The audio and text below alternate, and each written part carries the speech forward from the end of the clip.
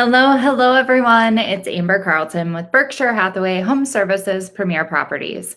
And today we are doing a real estate basics segment.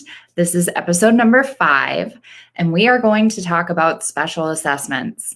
If you live in the Fargo, Moorhead, West Fargo area, you've definitely heard of them. And I want to break this down a little bit. So like anything in life, there's good and bad to everything, right? Almost anything you can think of, there's good to it and there's not so good to it. Special assessments are no different. Let's start by talking existing homes versus new construction. So if you're in an existing home in an established neighborhood, the city's going to split the cost of new special assessments with you. So if they need to put in new lights, new streets, a new lift station, which handles the sewage, that's one of the most expensive parts. They're going to take on a percentage. I know Fargo takes on 80% and the homeowner only absorbs 20%.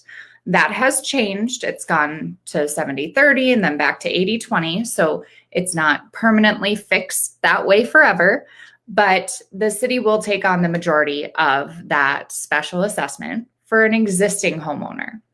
Now let's talk new construction. New construction, the homeowner, the new homeowner, will absorb 100% of the cost. So when you see new construction properties and the minimum amount of specials that you see is like $18,000, and that's really low, up to $100,000, that's why you're absorbing 100% of the special assessment. And what that is for in new construction in particular is the cost to get the roads put in, that lift station, electricity, parks, all of it. All of that is combined and divided out by the homeowners in that development. So some good to that is this allows our builders to be local. You get into bigger areas like Denver, Minneapolis, anywhere really, and you're going to see a lot more of the national builders. Another thing that's common to see in those areas is the builder is the developer.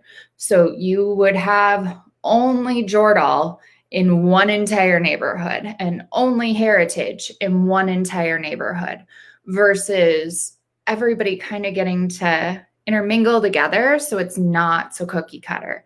So to me, that's a good thing about specials. It allows us to have our local builders and it allows us to diversify our neighborhoods and not just have it be one builder per one subdivision.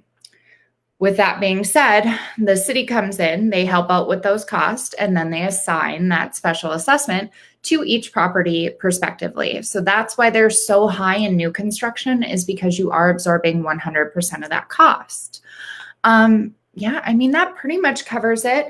If we go back to existing, you're going to want to factor in your arterial roads. If you're close to big major roads, that can have a bigger impact. You might be hit with those special assessments a little bit more often than if you're not.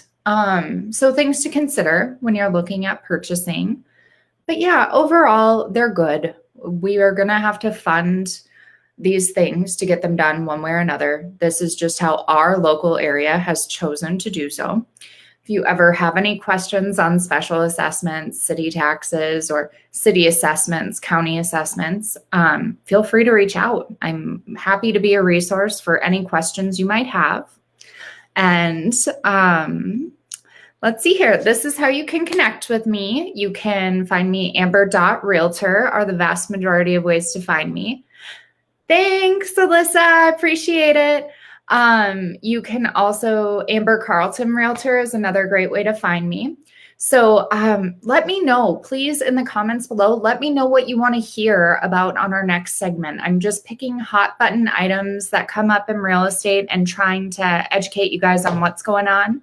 So let me know what you want to hear about next month on our real estate basics. And thanks for tuning in, you guys. Have a great day.